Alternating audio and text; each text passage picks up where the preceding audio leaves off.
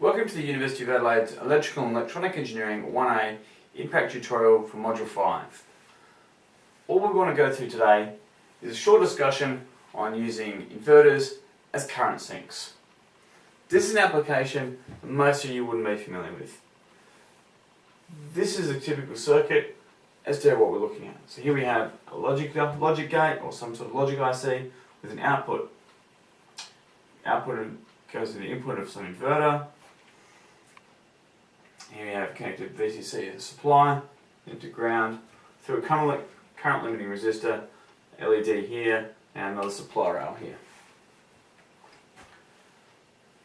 In this instance, a zero that's coming out of this logic gate would have a ground. On this side, through this inverter, this is converted to a 1, which is VCC or 9 volts, in which case there is zero potential difference between this point and this point. No current will flow, so the LED will not turn on.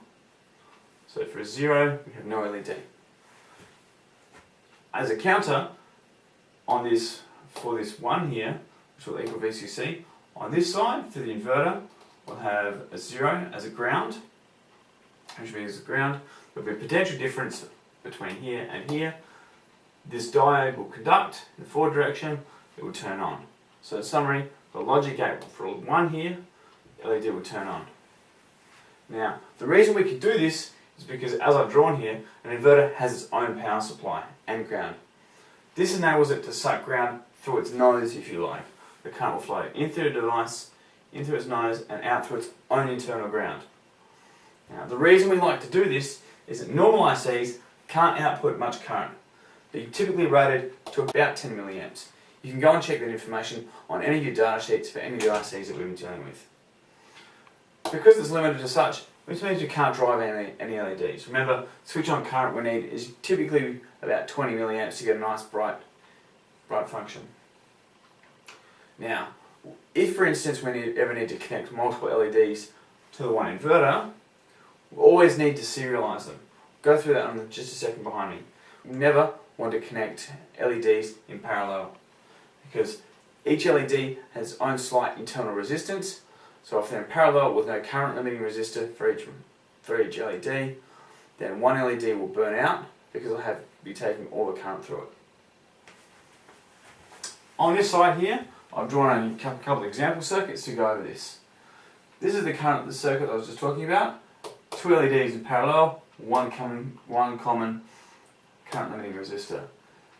One of these arms in these LEDs will end up drawing far more current than the other. One LED will burn out, bad. Here we have a good design, and one current limiting resistor per LED, all good and well. But the better design and the best way to go about these systems is to use a single resistor and serialize your diodes, your LEDs. This way your overall component count will drop.